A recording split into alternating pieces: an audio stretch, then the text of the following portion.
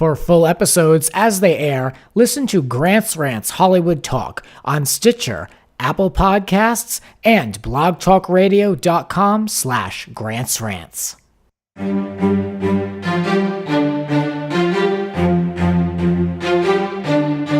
Broadcasting from Hollywood, California, it's Grant's Rants Hollywood Talk. Scientology gets pulled into Hollywood's web of sexual assault allegations. Camille Grammer is winning at life. And we have a first look at VanderPump rules and MTV's FloriBama Shore.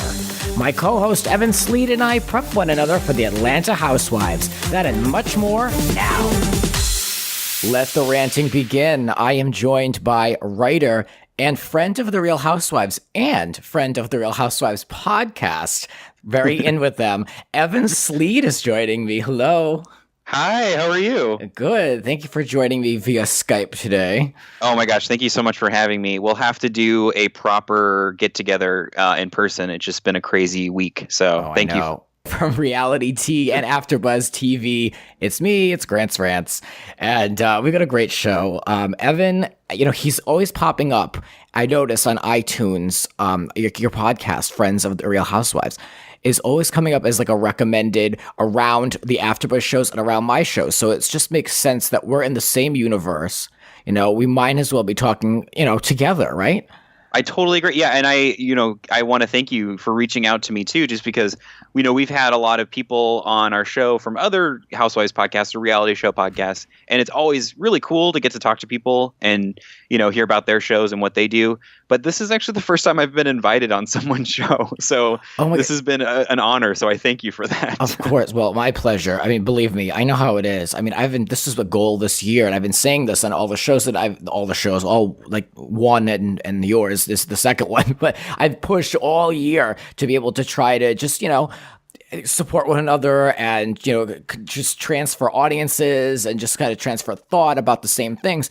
And it isn't the most, what can I say? That's not always the easiest to be able to connect with other people and have them give both ways. Does that make sense? No, that totally makes sense. And since you reached out, I was able to listen to your show and I've become a fan. So that's been really cool. And really, thank you. I've been listening love to that yours as well. You say, oh, good. I have, and well, makes me feel good. I've been doing like some I say yard work. I mean, I live in an apartment complex, but I've been like putting away like pool toys and stuff. So I listen. Whenever I'm outside, I always listen to your podcast, like when I'm doing stuff like raking or whatever.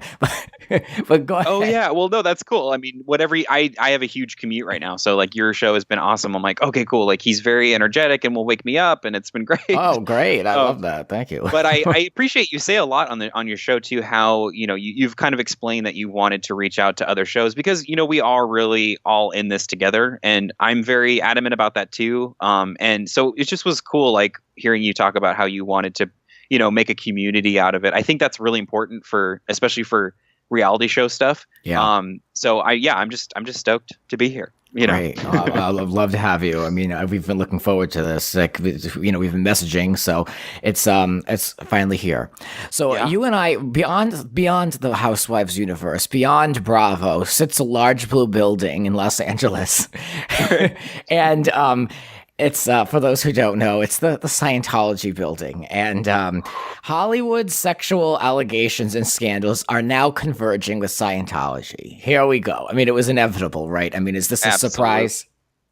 No, I mean, I've been waiting for this day. Just like I was waiting for the day at Aaliyah Remini to say, like, I'm no longer a Scientologist and I could actually fully love her again. Mm-hmm. This is just waiting to happen. I know. This show, I have to say, like, I don't know anyone else that's talking about it. I don't see it on podcasts. There's very little on YouTube. There's a lot of former Scientologists talking about it, but like, I can't get enough. In fact, I was invited to join this closed group, and it's like all former Scientologists, and it's Mike Rinder's on there, and they're just sharing all this information and these articles from like these sites from like the depths of the internet about information that's coming out over there. It's really interesting. Like, I'm so deep into this. It's kind of a little sick. No, I totally get it. I mean, that just you saying that, I'm like, wait, how do I get in that group? Oh, How do I get? I'll tell you. I don't know I don't know if I can approve of you, but I had to be approved, and they said everyone gets approved. Which I'm like, okay, well, you need to vet people. Like, you do need to vet for that. You need to vet, like, because there are so many friggin', creeps out there from trying to get in. Oh yeah, I mean, just watching the show, you see how scary the church can be, and like so simple, something as simple as this, like I'm sure that they monitor it somehow or try to figure out how to infiltrate it. So yeah, they should totally be watching who gets in there. Yeah. So now there's Danny Masterson, a Scientologist. I don't know who this guy was, but everyone's going to find out about him now because he's now facing 4 rape allegations or sexual assault. 3 out of 4 of the accusers are Scientologists. And like everything else in Scientology, it's a suppressive act just to report a fellow Scientologist to law enforcement. So like everything else that we've seen that A&E has delivered to us, nothing will get done about any of this because they can't do anything. They're like stuck in this vortex of having to go along and put up and shut up. Oh yeah, absolutely. I mean, it's sick how much stuff they get away with, just like, kind of what's been going on in the media right now with the Weinstein stuff and everything. It's just, you see how deep and how long things have been going on. But I'm glad to see that one of the articles that we were looking at about the situation, they made it clear that the church kind of tried to say like, oh, this whole thing was put up by Remini, and she kind of got those people stirred up to say that they were raped or were sexually harassed. But then they made the good point of, well, the allegations came out long before the show ever existed. So, how do you explain that at that point? But yeah, I mean, I'm just glad that these conversations can happen. And I don't have any affinity toward this actor. Even if I did, obviously, like what's important is that he gets, put on trial or something happens to him because it's disgusting how much this happens. That's the thing. Like in general, with all these allegations, it makes me a little nervous, not because I've ever done anything, but it's just like, when with all these things, every week it's a new director, it's a new actor, and who's to say if someone really wanted to screw someone, that they could put something out there about someone that's untrue, and it just bleeds into the trend of all these men being outed as predators. You know what I mean? Like, it's kind of a spooky time because you don't know, like, if someone has an agenda against you. There's a lot of egos and a lot of hate in this business. Like, I don't know, but this guy, to your point, with him being tried, he's got Bill Cosby's attorney and Brett Ratner's litigator. So, I mean, it doesn't look good when you're going to Bill Cosby's people. It doesn't look good. I mean, I feel like reading that too, I was like, I feel like that kind of makes you guilty already, just because it's like, oh, who should I go to for this? Yeah. Somebody who was convicted for the same thing. Oh my God. So bad. So yeah, the DA's office did say though, against this what's his face, Masterson, they said that they have an overwhelming amount of compelling evidence, including forensic computer evidence. Like, I mean, you're screwed. I hate to tell this guy, but not really, but I mean, this guy's screwed. I mean, he's got all this evidence against him. He's starting himself by these people, and he's got the church behind him, which already people just assume is just a major guilt factory. So, I don't feel bad. No, I don't either. And this is so not, conditionary on what's going on. But I did, like last year, I went to a taping of that show he's on right now, The Ranch, that Netflix show. With Ashton Kutcher. And, I don't know if you've been to a taping of like a sitcom before, but they make you sit through every different take. And, already sitcoms are not that funny in general. And this guy, though, he was not funny. Like every joke he gave, I was like, dude, I don't know how you got on the show, but you cannot deliver a line. So, I mean, I don't think anybody's going to be missing out on him not being part of the business anymore after this. So The Ranch, I thought that I confused that show with another one. I thought it was a single camera, like out and about. But I do remember looking at that because it's funny, like on Netflix, they're like things recommended that we think you'd love, and it's like things that I would never ever watch, but it's their new shows. They want everyone to look at them. So I put it on once, and it was off within 5 minutes. And I do remember it being multicam. Yeah, those are brutal. Those can be like 6 hours sometimes, start to finish, because they load you in, they make you wait. You have to do all those takes over and over, and then there's like some like union break, and they throw T-shirts at you. Yeah, there's some guy that comes out and he's like, "Who's excited?" Yeah, it's like, I don't care. Just let me leave. I'm so glad I did that when I was young in like 1920 when I came out here. Like, but yeah, no, I can't do that anymore. Something like Bill Maher I do because it's live and you're in and you're out. But beyond that, Right. I can't sit through anything else like that. Oh, absolutely. But my last thing I want to say about Scientology for me is living in LA, we get these ads on YouTube and they're paid by the church of Scientology. They're called like the Aftermath or whatever. And they're trying to confuse people to think that it's A&E turning on Leo, which it isn't. But it's always like these really desperate ads. Do you see these? Oh yeah, absolutely. I totally know what you're talking about. And I love them because it's like one of them, they like recruited her father to go on and like talk about how like he asked her for money and she didn't give it to him, and then somebody else was just trying to like discredit her, and it's like they are so deadpan and so serious, and all it is a commercial for me to remind me that I have to watch A&E. Like it's like, oh shoot, there's a new episode out and I haven't seen it, so they're only driving me towards the content. Oh, absolutely. Yeah. I think on that same topic, I just want to touch on the show. I don't know if it was last week or the week before, but Leah was talking about those stupid like promotional videos they would make to play to the patrons in the church. And I think they ended up watching one together with like the group they were in. And she was just like laughing her ass off about like how cheesy they were and stuff. And how it was like something like, you could go and, like kill yourself, but that would be stupid.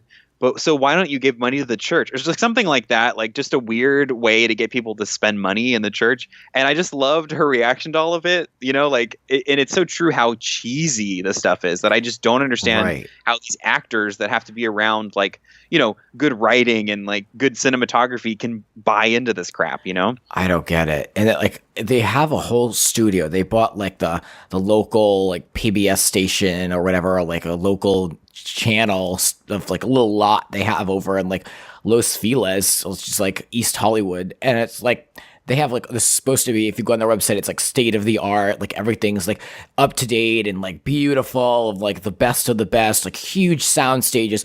Like what are you doing? Like what are you even producing that you need all this space for? Like we're not seeing anything coming out of there other than in all their videos. Like I'm guilty of watching like the Scientology like YouTube channel, and it's like all like that very like late 80s early 90s like upbeat piano music, and it's like wide shots of offices and smiling people with holding the cans. I mean, it's like those videos, like they could basically come out of like 1991. Like the style has not changed. Like who is running this? It must be like three guys, and they must all be like 50 plus and just maintaining, Oh my gosh, yeah. Like the graphics they use alone, I'm just like, okay, these are worse than like like the infomercials we have to see all the time for like, J.G. Schmidt and stuff. Like, I mean, J.G. Wentworth and stuff. It's like, it's crazy that somebody signs off and is like, oh, this looks pretty good. People will like this. Like, no. Like, oh my God. Stupid. So stupid.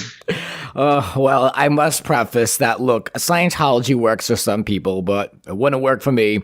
And I'm just talking about what I'm given and what I'm reading in the outline, so don't come after me, period. All right. Sure. Yeah, sure. But sure. I love those YouTube ads, though, because it's just a reminder that I have to keep up with the show. Like, they're not doing anything. I mean, there's nothing they could do, really, to really paint her in a bad way. Like, they've pulled out every card they've had. Her shows, plural, do well. So there's nothing they can do. They can't touch her. I think Leah did a great job with, because this season's a little bit different format than last season, and I know you've talked about this on the show before, but I like a lot that she's kind of covering specific sects and topics within the church. And this season especially has really focused on children and families and sexual abuse. And I feel like when you have these kinds of things that are being exposed, it's very difficult for a church to come out and say, well, actually, no, that's not really true. It's like there's so much evidence. There's so many people coming out and saying, no, this is the experience I had. And they're pretty widely the same that it's hard to just have them all make that up, And for me, it's like, I don't know how you go back from this. I don't know, like you said, I don't know how anybody goes like, well, actually, I'd like to hear their side of it. Like, I not really. Like, I don't really know what else there is to say on your side. Well, that's it. It's very telling that they keep their mouth shut and they don't reply to really any of this except by attacking the individuals and their characters. But there's no like, show me the evidence that this is false. Show me the evidence that she's lying to me for 2 seasons worth of a show and making up all this stuff. Like, they don't want to participate because by doing so, they give this credit. And so that's why they don't. But yet, like, they're letting all this stuff be said about them. Like, I can tell you if I was, if my name was out there, I would be speaking out. You know what I mean? Like, if it was my name versus somebody else's, I'd be speaking out to protect myself. So that whole practice is so weird. It must be like, I think it's probably like under 50,000 people living in a bubble. I think that's what it is. Because do you know any Scientologists? I do. Yeah. You do? I do. I know one. I don't get along with him, obviously. Well, yeah, you must be an SP to him.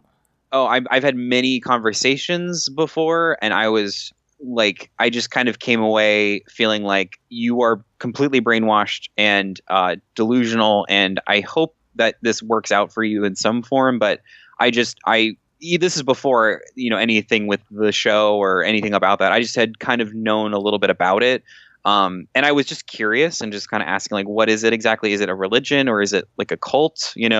And you used the cult word. Wow. I'll give you some credit. Because I just think that there's no reason not to be open and honest about it. If you're that passionate about something, you should be able to tell me, like, actually, hey, that's not a cult. It's this and it's this and this and this. But they kind of just got defensive and told me all these things. And I said, well, that sounds like a cult. So I don't know what to tell you about that. Good for you for being so honest. Because, yeah, it does. I've had so many things in life of people in power just being very disrespectful or just abusing that so much. And that's just kind of the vibe I got from that whole movement.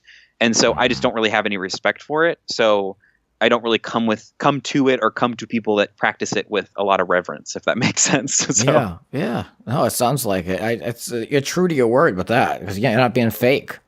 You got to be who you got to be. Yeah. Well, let's take a real right turn or a left turn, and let's get into my rant of the day.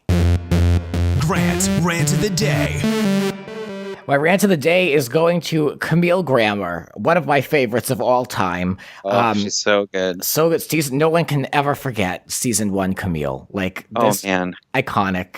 And I want to give her some credit. Usually my rant of the day can be a little bit of a jab or, like analyzing someone. But no, this is a celebration. I'm celebrating Camille. She is engaged to a lawyer that she met in Malibu. So she didn't even have to leave her house, basically, to like find a new man. It's proof that Camille is a goddess, and that she is now receiving half of Kelsey Grammer's 401k. Apparently, the divorce settled in 2012, and could you imagine just getting a call like years after you were divorced, be like, hey, by the way, we have a new development. It's really good news for you. You could be, you're going to make, they say, an additional $30 million in, a payday because of your divorce. That is just the gift that keeps on giving. Oh, absolutely. I was the same way. I was stoked to see that because this woman deserves all the happiness in the world. I mean, she battled cancer too. Like she's had a lot. And I think there should be something said, outside of just her as a person, is that as a reality star, she is unforgettable for the kind of villainous person she was in season 1 to then become a very down to earth and just very different person a season later. It's just, I've never seen that kind of swap. So I give her credit just for that alone.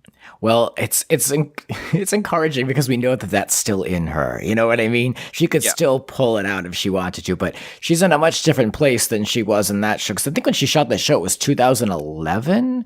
Or even earlier than that. I think it was 10 because I was in college. So a lot of time has passed. So good for her for, don't forget she had that really bad abusive relationship with that Grecian guy. Yep, remember? Yep. So she's really come out on top and she's healthy and engaged and swimming in money in Malibu. What more do you want? She is winning at everything. So I have to acknowledge her. Oh, absolutely. I've talked to her a couple times and she's a really sweet person too. And I, just not to go too super off the rails or off topic or anything, but I kind of, when you look at other kind of villainous housewives and stuff, I feel like when I watch her again in season 1, it's more of an insecurity than anything that I see, and that kind of comes off as just horrible behavior, and that kind of paints her as this like really bitchy person. But she, I when I watch certain scenes, I'm like, oh man, you just really think people hate you, or you think that you have to be really funny or something. And I think we're just seeing the worst side of her insecurities manifested on screen.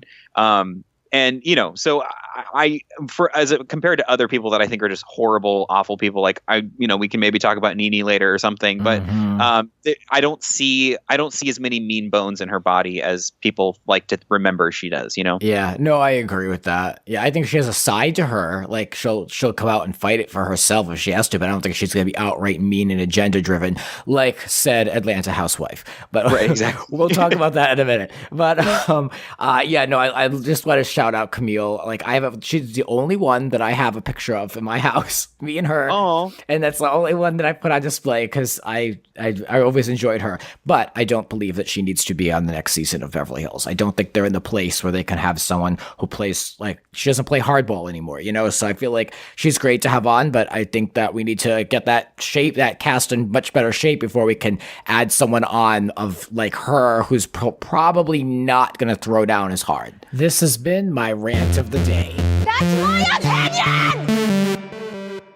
The only thing that I think that would be great for her to be on is that I know her and Erica are pretty chill, and so it would be cool to have Erica be like, oh, you're going to be in one of my shows, honey, and then she'll just go there and just be dancing in the background. I would pay to see that, actually. Oh my God, that would be genius. That's what she needs to do. That would get her so much traction on the internet too, because people would share that. They GIF that or GIF that. I always say GIF, but whenever I'm recording, I say GIF. I don't know why. In my normal life, I always say GIF. Stupid. It's the recording insecurities just kind of pop out. I think so. Is it GIF? Is it? Say GIF. Yeah, I think that's it. Stupid. Speaking of really stupid, also on Bravo, Vanderpump Rules. Now, we're going to give this a little bit of a first look. Did you look at this trailer? I did. I watched it a few times. Yeah, I saw it twice. That was enough. I feel like once is enough, so I totally get that. Yeah. Like, the thing with me is this show is so trashy, and I have tried with the show, and I was extremely turned off, and I've never recovered when they had the Beverly Hills Housewives transition over to Vanderpump Rules, and it was like literally open our mouth, shoved down our throat that we had to watch, and it was like on the DVRs, and it said it was Real Housewives of Beverly Hills, and it was Vanderpump. Like, I so turned off by that because at that time I didn't know who any of those people were. That was the season when Sheena had like missing teeth, and I'm like, what is this? The only thing that was good about that was the tweets from Yolanda, and in her blog about it. I don't know if you remember this, but she tweeted like when they were doing the transition, she's like, what is this? Why is this happening? And then like a couple hours later, she's like, I don't understand. Why did they do this? And then in her blog that week, I remember she even wrote something like, first we open with the party. For some reason, these young people I don't know were there, but oh well. And I'm like, oh my gosh. Okay, this was worth it, I think. Oh, I did not know that, but okay, I now have a little bit more respect. Yeah, no. I mean, Yolanda spun it in a positive way, but yeah, I totally get it. It was very abrupt, and you're like, oh, okay, so I guess we're all supposed to watch the show now. Right. I mean, look, I know who they all are, not personally, but I mean, I've seen some of them out. They don't look good. Like, they look like they're, I mean, these are people you see it like on the floor at like 3:30 in the morning in a club. I mean, no one's going to look that amazing. I'm sure I wasn't my finest hour either. But as far as the show goes, like, I know all of the people, like the cast members, the names, like who slept with who, and I've watched the last 2 seasons, but I mean, it's not really my jam. Like, it's okay, but to me, it's just ultimate so trashy. And it's like, you know, here we go again, Lisa Vanderpump, happy Pride. I'm like, yeah. Do you have anything else? Can you just do anything else? Like, we've seen this now for like 10 years. You know what I mean? No, she's got pretty much her calling card is like high-waisted jeans with a big chunky belt, and then walking around and saying happy Pride and you're not good enough for me, you know, that kind of stuff. So yeah, I don't know this. So it was to me, it's like she is like She should be embarrassed to be part of the show. If she's someone of such caliber and standing in the philanthropic community, I don't know why she would want to be associated with these people who have the fight of the week and throwing drinks and, being so crude. I don't know why she would be part of it. I mean, obviously she's all about the bottom line, the almighty dollar, but it's like when she's on, it's shot differently. She's always like well lit and she's having these meaningful conversations about meaningless crap. And it's like, she's like having her own show on this Vanderpump Rules, and then it's like the garbage hour with the rest of them. Yeah, no, it's so true. The fuzzy lens comes out in high demand. Yeah, which is on screen. The Barbara Walters lens. I hate Barbara Walters. Anytime I can slam her, I will. I need to hear a full reason for this, but because I'm intrigued. That is a full episode. That is I have to bring out like evidence, like old tapes from that. That's the whole thing. But I don't hate LVP as much as I despise Barbara Walters. Anyway, sorry. I like that. That's a good soundbite. No. Someday I want to hear the story. But what I will say about Vanderpump Rules in general is I kind of came late to the show as opposed to like Housewives. I started season 1 Orange County back when it first aired, and I've been on with all of those shows ever since. But Vanderpump Rules, I kind of had to be coerced to watch it. I think it was in like season 3 by that point. And I just kind of had heard like, oh my God, you would love it. It's like The Hills. And I was like, oh, I loved The Hills. So yeah, I'm all about this. Not at all like The Hills, I'll say. So that was very upsetting. And I don't really talk to those friends anymore. But not really. I'm just kidding. But yeah, I it's one of those things like I watch it now just because on my show, it's a show that people love to talk about. So I kind of have to keep up. And most of the time, Joe and I just make fun of it. So I kind of have to look at it that way. But it's hard for me to watch a show that you said is like trashy, but also it's hard for me to find anybody that I'm really behind, that totally. I'm like, this is my hero of the show. Because I can deal with a lot of horrible people as long as you have somebody there that I'm like, okay, they have their head together. They're trying to get something done, or they're, trying to be a peacemaker, but everybody's just constantly like, you hurt my feelings, or, you're a slut. Summer bodies. Oh, I know. It's just like, I don't know. It gets overwhelming to the point that I just don't care, Yeah. And like these promos, they're always a step behind because everybody knew that Lala was returning to the show. They knew it before last season wrapped. Like she already talked about it. So here we are about a year later, and it's like, oh, the big return of Lala. And it's like really not that shocking. Like I think everybody saw that coming. She talked about it publicly. So it's like, to me, these promos with social media, they're always like 10 minutes behind. Same thing with Atlanta. Like we can already tell you like what is going to happen this season because it's all over the press. I mean, you know what I mean? Like it's kind of like a little bit behind. I know they have to have a promo, but I don't know. It's just the age that we live in. Like you can't keep up. It's these shows that just take too long to come on. I've noticed it's been extremely hard because like you said, it's been extremely hard for Bravo, I think, to keep up with how much these people are on social media and how much stuff gets leaked through like Page Six and even like E, like there's just always some story about like, oh, by the way, next season you're going to see this happen. So we kind of, like you said, going in like, okay, so on Atlanta, like Nene and Kim are going to have a knockout drag out fight because of something that happened with the daughter and the Snapchat and stuff. Some roaches maybe. yeah, right. That other party member. Loving that. Oh my gosh. I mean, yeah, I'm excited because it's like, okay, cool. Like I want to see Nene have a meltdown that's going to make her look bad. But it's tricky. Like even, I don't know if you heard about this, but have you heard the rumors about what happened at the Orange County reunion when they filmed it? I heard one rumor about forgiveness from Shannon and Tamara forgave people. That was kind of the only thing, but it was like in a byline, and I could never find the article again. So I know no details beyond that.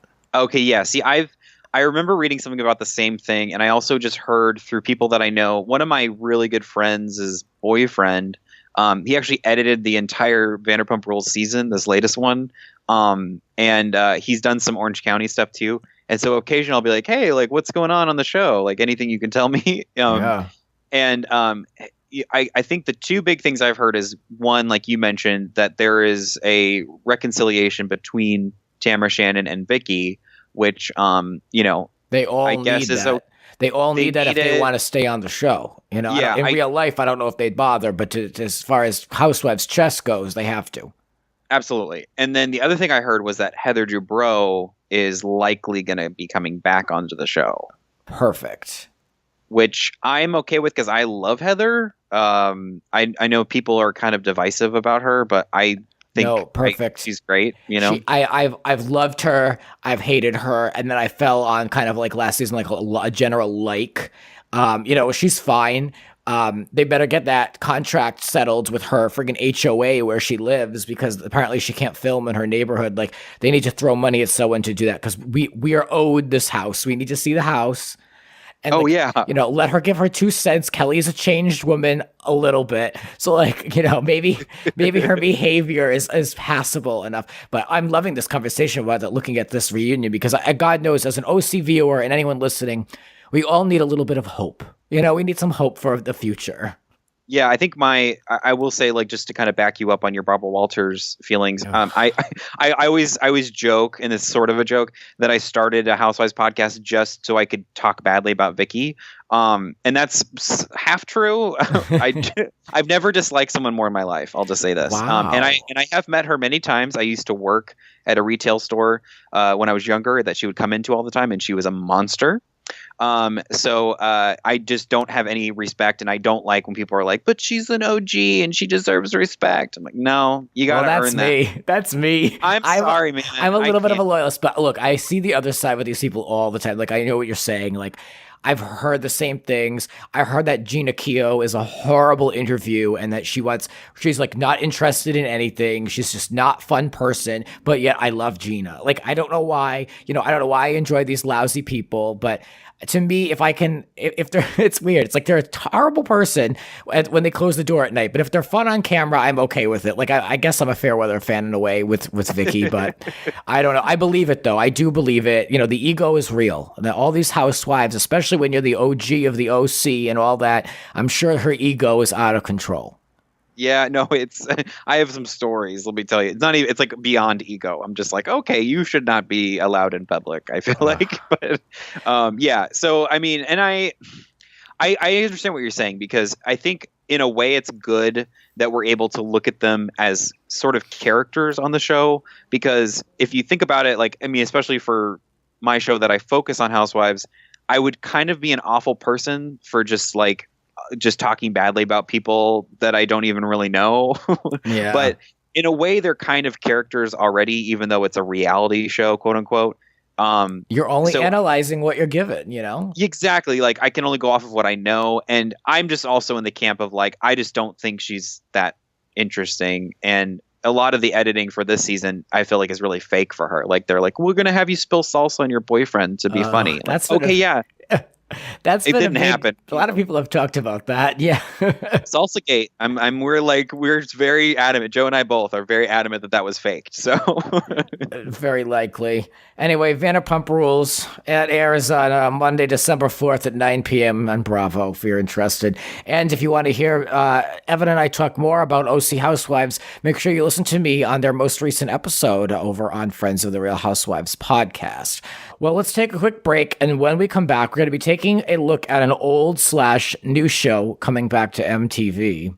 And then we're going to look at what we're getting into with the Atlanta Housewives. How, what are we picking up from? What's going on? Nene's there, and we're going to share our thoughts and opinions. That and more with Evan Slead in a moment. You're listening to Grant's Rants. Subscribe and spread the word. There are a lot more rants to come. Listen anytime on all major podcasting platforms. And now, back to the show.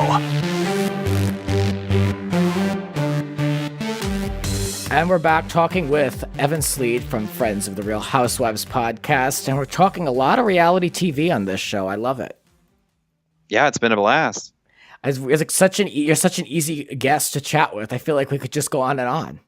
No, I know. I mean, I appreciate that. I feel the same way about you. So I'm excited to hang out with you in person as like a friend. So that'll be nice. I know. We really should do that. Like, can you imagine we should go to we can go and spy on people at Pump, because I'm not ordering anything, but I'll spy. Oh my God. Yeah, I do that. I have an unofficial The Hills tour that I do for people, where I take them to all of the spots that they went to on the hills and all of the places where major things occurred. So I'm always down to go to places like Pump and Sur, and I'm actually going to Villa Blanca in like a week with one of my cousins who's visiting. So nice. I'm all about that. The only location on the hills I remember is Ladue. Is that still a thing? Yep. Ladue is still a thing. It is. Yeah, I know. Wow. It's in Las Palmas. It's like, I know all about that. I feel you. That's the only thing I remember. Anyway, so we talked about Vanderpump Rules in the first half, and now we're talking about a group of equally trashy people. I don't know any of these people, but I'm writing them off already. I mean, we're getting this FloriBama Shore, whether we want it or not. Jersey Shore ended in 2012, and it was franchised internationally. How lucky they got to spread that to the world. And now they're franchising it here again. Oh, at least years later, they have a new head of programming over there, and he's been trying to like bring everything back to the way it was in the heyday of MTV with like TRL, which like I think is getting like a 0.03. Like I mean, like literally like two people like the Midwest are watching it. Like no one's watching it, but they're trying. So here we go with this. It's a Panama City beach setting with 8 episodes, all local Southerners, and I mean, Adweek describes it as MTV. This is how Adweek puts it out there. They say MTV's Jersey Shore reboot, FloriBama Shore, is packed with what else? Partying and fighting. So what more do you need to know beyond that? I guess so. I guess that's everything I should know about it. Like, I mean, that's the whole like substance. Like, I didn't even bother reading beyond that because actually I did, but it was just like everything I just said. Like there's really no press about it other than that it's coming, and then there's that commercial with like some like alligator phone. So oh yeah, that's right. That's it. Now, did you watch Jersey Shore? Were you a fan? It's funny that you ask because that show was when it was on its heyday. That was on when I moved from Rhode Island to California. So when the first 2.5 seasons or 1.5, it was huge on the East Coast. Like everybody was talking about it. It was monstrous. And then when I came out here, nobody watched that show. It was almost like it was very regional because it was like, you know, Jersey, East Coast, you know, like the boardwalk community, like all that. So that's why I'm wondering if they're going to have as strong of an audience in the South. Yeah, I don't know about that because I think it was such a big deal, like you said, but I didn't watch it and I didn't know many people that did. So I always thought, like, who is watching this show that it's become like a pop culture icon? It's stepped out of reality TV kind of iconography and became just part of the, like, I would even say global culture, not even American culture. Mm-hmm. And so it's interesting, like you said, it's interesting to see that they're going to quote unquote reboot it and do it with a different cast. I mean, maybe it'll do better, but I also feel like because it's just seems like a trashy fighting show, they don't have any, like, at least I don't think so. I don't think anybody from the original show is going to appear on this show. No, none of them need to. They're overexposed and they're done. Yeah. Exactly. So I don't know what the draw would be because we have so many, like, I mean, look at WeTV or you know, like all of those shows are pretty much the show. I mean, just it seems like the same kind of filming, like low budget, you know, just really terrible. No one cares about what's going on. So yeah, I don't know. It's seems like kind of going to be a hit and miss from MTV. Yeah, and it's not a good sign when these shows are 8 episodes. You know what I mean? It's like you couldn't squeeze out 10 or even 12. Like, does that mean that there's just not that much going on? I can't imagine there's that much substance anyway.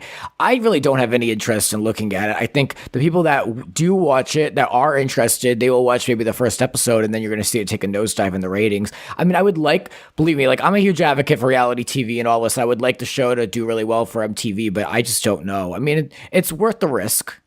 Yeah, I think so. I mean, it could. The thing is MTV typically has a pretty dedicated audience, whether or not it's a show that would, you know, be a huge critical success. I think that they'll, you know, get it, like you said, probably like a huge viewing the first episode, and then it'll be interesting to see how much it peters off moving forward through those, you know, 8 episodes. Yeah.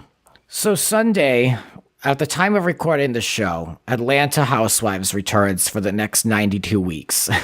Are you ready? I think so. The 92 weeks part freaks me out, but yeah. Yeah, I mean, it really goes on. I mean, the 4-part reunion. I mean, last season, I think it was like 32 weeks or 25 plus. I mean, it was a lot. So I'm not ready, but I do enjoy them. I always say on the show, this is my one Housewives to just sit back and enjoy, and I look forward to it. I don't have to take any notes. Like, this is the one that I allow myself just to watch for the good and the bad of it all. You know, some of it annoys me, and some like I've been really annoyed by this Nene return, and now I'm gonna have to. Now it's coming to fruition. You know, I don't know how I know how I feel about it. Not very good. Yeah, no, I totally agree. I used to really like Nene a lot, and I think she can be funny. But I'm kind of in the realm these days with the Housewives that if I feel like you're obnoxious or just a kind of an awful person, it's hard for me to look past that. That could just be like a combination of how there's so much stuff happening in the business right now with like people being accused of things, and you're seeing, you know, darker sides of people, that it's hard for me to just kind of overlook stuff that I used to. So she kind of falls squarely in that camp for me right now, where I'm like, yeah, you can be funny, but I just don't care enough anymore to give you that pass. Same. I mean, she's got great gifts and all that stuff, but beyond that, like, I don't like people that are not humble. Like, I've said this so many times, like, she's just so not humble. Like, I don't know what to say. Like, she takes herself so seriously, and I just don't. I mean, I don't take myself seriously. I mean, she definitely shouldn't, because she's a housewife. Like, relax.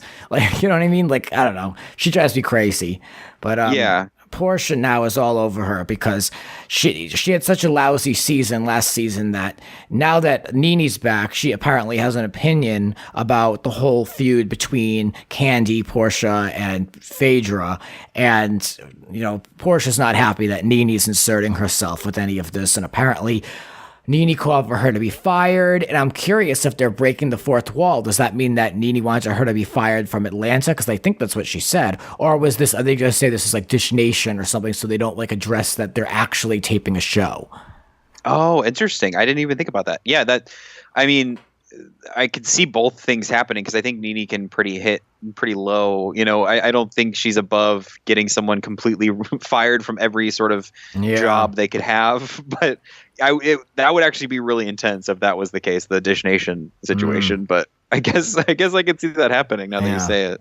They said in the promo, they said, "Oh, I've been getting a text from Phaedra. She wished me happy birthday," which is interesting because I looked up when they shot the show. They started in February for Cynthia Bailey's birthday, which is in February, and Portia's birthday is in June. So they must have really had to dig back for these texts. And like, when did Atlanta end? That didn't end in June? I think, yeah, that sounds right. It ended over the summer. Yeah. So I guess they like waited. Oh, yeah, because the show ended airing, but when it stopped taping, but then the reunion incident happened, that was more real time. So I like to play with timelines with the show because we're always led to believe all these things. Yeah, I like to think about, like, you know, what's the truth about the time. I'm always like asking, like when Leanne was on AfterBuzz TV, I was asking her about the timeline of her engagement because not the OC Fair, the Texas State Fair only runs to like the end of October, and she was engaged like weeks after Halloween. So I was like, So I like to keep. That's track really of good. stuff. No, I like that. I appreciate that, because I should be more of a sleuth like that. I didn't ever think about that kind of like you being able to like tie up the timeline like that, but that makes a lot of sense. Yeah, well, I can't even take credit for it though, because I write over for realityt.com, and a commenter put that in the comments. So that was really her who called it out, and I appreciate her doing that because we got a lot of good content out of that. Well, yes, I mean, this is why the community is so great, is because they notice things that you're like, oh, I did not even realize this. But yeah, I mean, that's it's kind of crazy that is it Atlanta or New Jersey this season where they haven't finished filming yet, and they're still just churning out episodes as they're going to edit as they come out. Is that Atlanta? It was, but they just shot their finale for Halloween, so they're done officially. Yeah. Oh, okay. They went from February to November. That's a lot of content. I mean, and the thing is, like, Atlanta, and you said this too, Atlanta has been pretty solid lately. So I'm not totally against that. They're gonna have a lot to work with. I think that's probably better than just trying to force a storyline out of maybe like a 3 or 4 month shoot that they do sometimes on shows. I'm just hoping that it doesn't devolve into too much like nitty gritty stuff we don't really care about in like a 25 episode season or something. Right. That's the whole thing I worry about with these shows, especially something like Beverly Hills. There's a lot of filler. OC, my God, OC's been filler up until about the Iceland trip, which was episode 16. Yeah. I mean, it's really sad, like how you have that kind of garbage, and then you have Dallas, which only lasted like 8 episodes, and everything. I'm like, this was solid, pretty much the way through. It really was. I don't understand how these decisions are being made over there, but I guess. Well, we were lucky to get 12 because they only ordered 10 from Dallas. But because they had such a good, strong season, they put an additional 2 episodes because they said there was more content than they thought. So please don't underestimate these shows, or don't overestimate them either. Oh, I know. Well, because it's like they put so much effort into things that I don't understand why. I don't know if they want to just keep putting money on those horses that they think are going to last. Jersey the last couple seasons. I'm just like, ugh, okay. You need to maybe not focus on this anymore because it's just not working.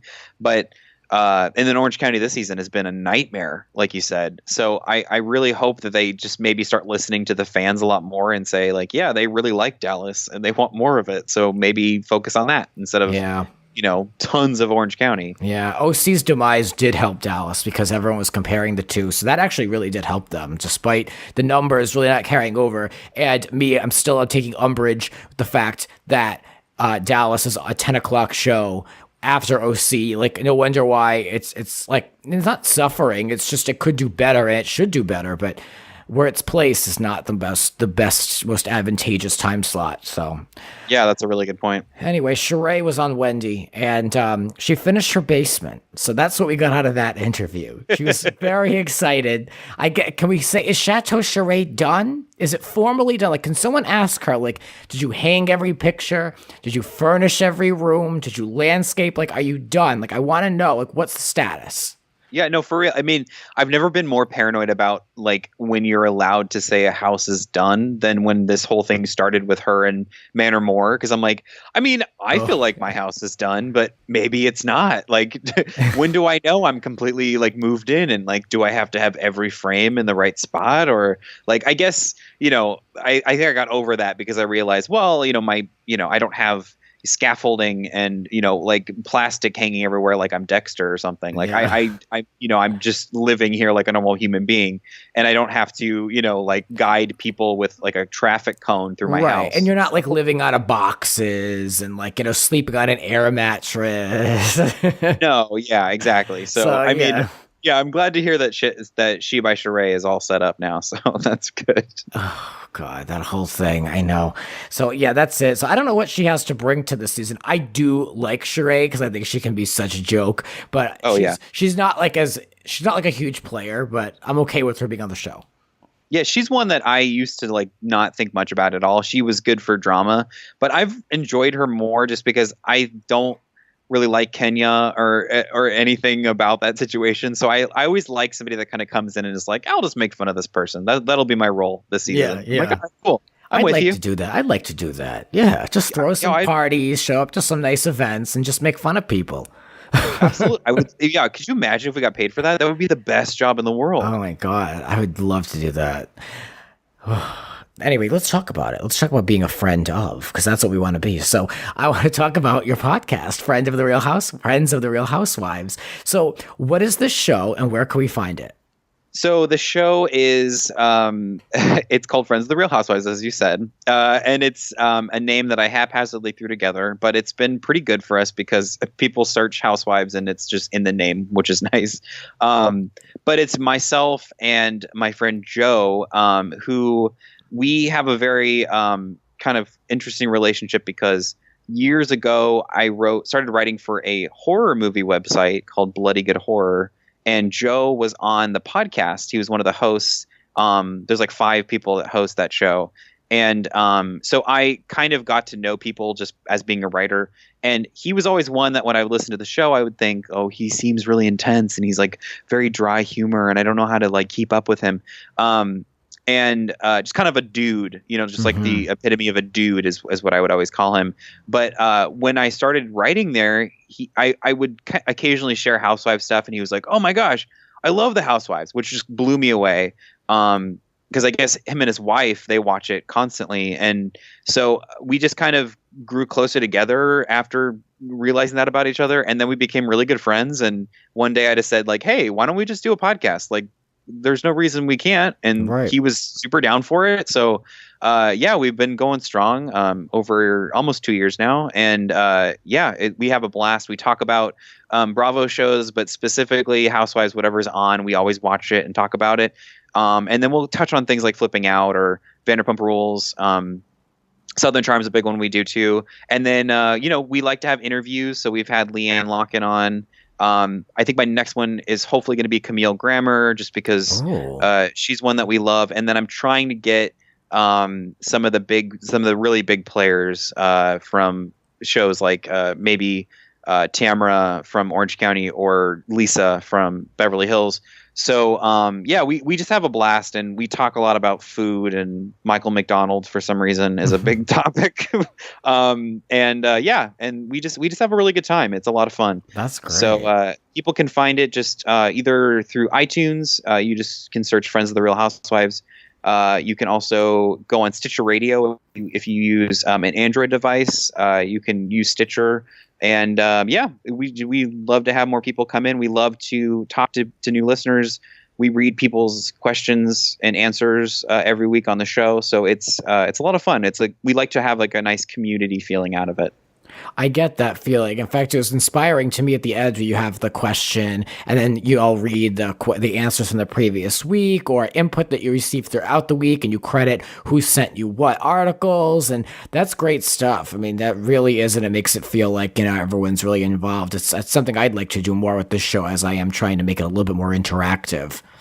Yeah, I mean, the thing is like, if you think about, you have to always kind of approach these things as a fan yourself. And for me, like, I love knowing that, it's fun to be like, oh, like this podcast host knows who I am, or they responded to my tweet. And, we're not celebrities, so we don't get to have that like, oh, I don't know who you are, but thank you, that kind of attitude. Right. So I would love for people to feel comfortable to kind of say like, I let people message me privately on Twitter that are listeners, and I'll talk to them for a long time. Same. Because I just don't, I don't see the reason why not to, because like you said, you can get really great information from them and some tips and some gossip, and it's fun to share that and make them feel like they're, part of it. And it's just good business, I think, too, because even in like when I worked years ago in retail, like if you can make a connection with people, that keeps them coming back, and that keeps them satisfied customer. It's not to sound like it's like totally degrading in a business, but right. It's just it's you want cool to keep everyone engaged. I mean, I would hate to have like lapsed listeners, like, because I feel like we all are on the same page. Like you and I, we vibe over these things, and so do people listening in their car or the gym or wherever they are right now. And it's great to be able to vibe about the what we enjoy. So I don't want to lose that. So you build relationships. Absolutely. And I think Joe and I have talked a lot about this too, that, we kind of came out right when Bitch Sesh was a big thing too. And we kind of felt like very overshadowed. And totally. I was trying to do a housewife show through EW, just using different people that I knew in the office. But because Bitch Sesh was such a big deal, I was kind of constantly hitting a roadblock by my, higher ups that like it wouldn't work because nobody would listen to another show kind of thing, which I don't really agree with. But I don't agree with that at all, because it's all about personalities. Like, if someone doesn't enjoy their personality, then they're not going to listen to it, and they'll go to someone else who they do enjoy and hear about the same topics over there. Well, and I think going back to what you and I talk about too, about it's really important for each shows to help each other.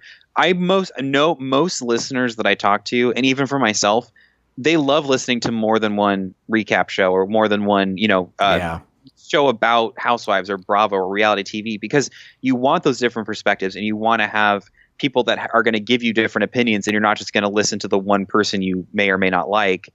So it was kind of ridiculous to me that, I think from a business standpoint, I understand what they were saying, because they ended up doing like a whole 4-page spread about the show in one of the magazines, and they were part of an event we had, and that's a whole other story. But I just kind of felt like there was always these blocks around that show But then thankfully, I feel like we've kind of broken out away from that as a comparison and have become our own thing. And that's all I really care about. And I think what's important is we've had a lot of listeners come and say like, oh, I used to love that show, but the community got so toxic and people were always fighting on the groups. And, like it was a kind of a witch hunt all the time. So I'm like, please come here. We're not going to attack you. We're not going to let anybody attack each other. And we're just going to have fun. And so that's what we strive for, Right.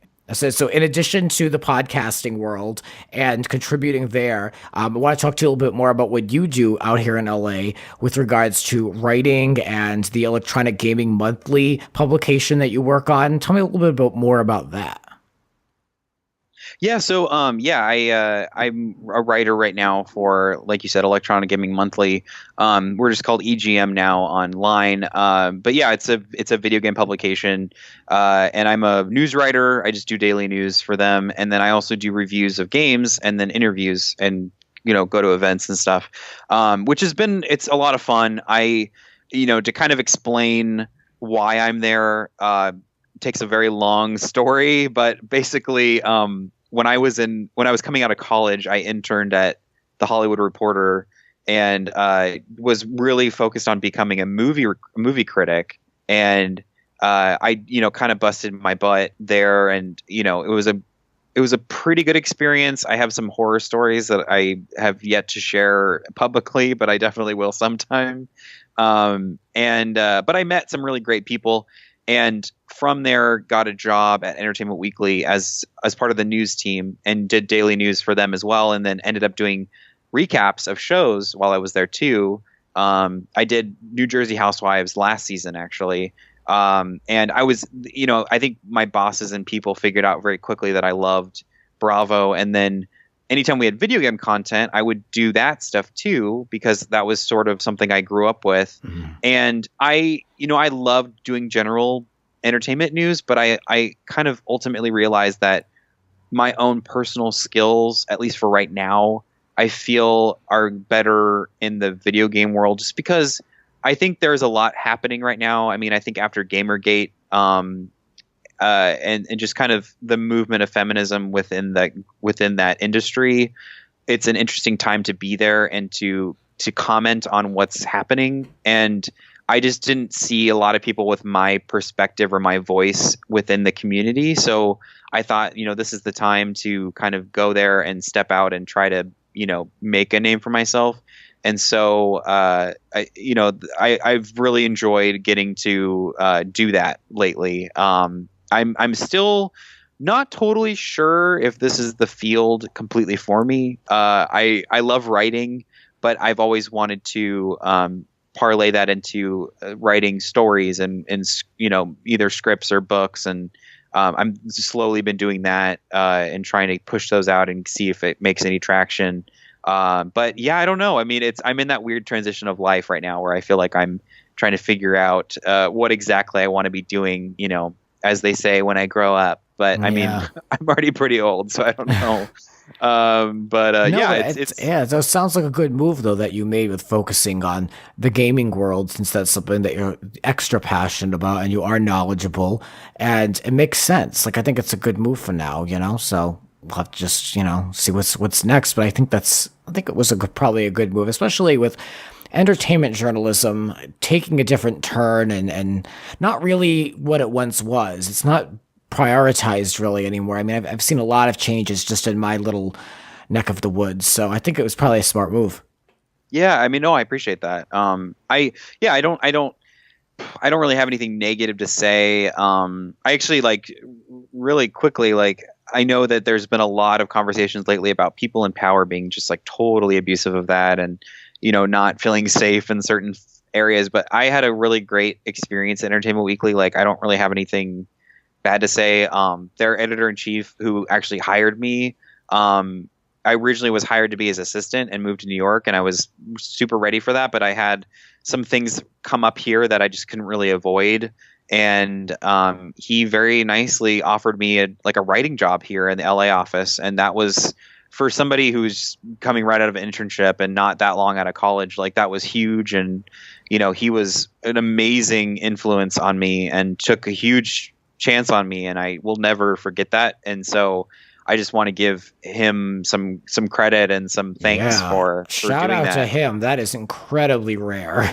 Yeah, no, I was shocked. I kept waiting for like something creepy to happen, like what do you want from me, kind of thing. But he's been nothing but amazing, and like I still talk to him now, even though I don't work there. And he's a great guy, and so everybody, you know. I know a lot of people read EW, but like, please continue to do so when you want to. So no, it's especially like you said, in this day and age, all of these negative things in the press about these powers that be and all this. Like, it is nice that there are people who are in positions where they, you know, value people. He clearly saw the value in you and worked with you no matter what. And you know, I feel like nowadays it's so easy to write somebody off. Oh, they can't do it. Okay, never mind. Like, people are so disposable. But yeah, shout out to him, because I don't see that happening in my neck of the woods. So shout out to him. It's tough out there. You know, it's tough out there. So a good executive is a really good thing. Oh my gosh. Yeah. No, I had a not a boss, but I had a person above me at THR that I had a huge problem with. That like I will never work with them. I will never talk to them. It was awful. And so I kind of came from that thinking like, okay, here it is. This is what everyone's always talked about, and expecting that to happen constantly moving forward. But I've been very lucky in the sense that it hasn't happened a lot to me.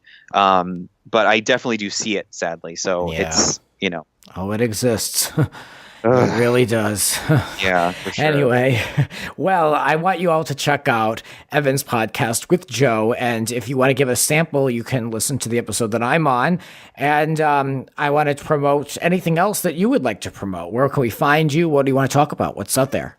So I'm very simple in the sense that all of my social medias, I have the same username, and it's just Evan Slead, just all one word. Was able to do that. I was glad. Mm-hmm. And I'm very active on Twitter. I love Twitter so much. I wish more people talk to me on Twitter. It kind of drives me nuts that I'm always like, stop finding me on Facebook, find me on Twitter and talk to me on that, because I don't like using Facebook. I've got a great Twitter audience. I will say, like, my audience is very Twitter plugged in. So hopefully y'all will go and follow Evan. Yeah, no, I mean, I think I've seen a lot of things through you, because now I follow you. You'll like retweet people, or you'll just like, you know, threads will pop up of your conversations and stuff on my newsfeed. And I'm always like, oh, that's awesome. And then I'll go, oh my gosh, this is just Grant talking to somebody. So like, it's very helpful. So I love when people just reach out and are like, hey, did you hear about this? And so like, the more the merrier. I'm very friendly, and I will always reply back, or, you know, at least let you know that I saw it or something. So, you can just find me on Twitter at Evan Slead. I have an Instagram with the same thing, but I use it mostly to put pictures of like food. I'm like that guy. Food. I know. I worked with one guy. His whole Instagram was every meal he ate. Oh yeah, I'm not that bad. Not one picture not one photo of him, his family, his house. Only the food he ate. Actually, I do. Okay, so I will, in my defense, I do post pictures of myself now, because really quick, stupid story. One of our listeners like was very upset with me because they went on my Instagram and I had no pictures of myself. And it was weird. Like, I was just kind of laughed it off, but they were like legitimately upset about it. And they said I was being dishonest because I wasn't showing pictures of myself. And I was like, that's kind of my choice. But I started doing that, and I was like, okay, look, see, I'm me. I don't know what you're talking about. So yeah, I now have a more well-rounded repertoire of photos on my Instagram, if that sounds better. But so those are the two places I would say are like the best way to chat with me if you feel like it. Sounds good. Well, thanks for coming on. We talked about everything from the depths of Scientology to the idiots on the Jersey Shore or Alabama Shore, what a FloriBama Shore, some stupid location. We've really covered the gambit of reality TV and more. So thank you for chatting with us. And as always, check out the Rants for future episodes. You know, I'm doing the recap over here for New Jersey. So if you want to check that out, they're part of the feed. I love you for listening. We'll be back with more Rants. We're done. Please leave. I'm asking you to leave. All right, Heather, we're out of here. Thank you very much. Evan, thank you. Thank you. Bye. Bye. This has been Grant's Rants. Support the Rants on Patreon. Follow us on Twitter at It's Grant's Rants. Cover art created by Howie Ronay. Voiceover by Aw Yeah. Original theme music composed by Alexander Arntzen. The Grant Michael Collection.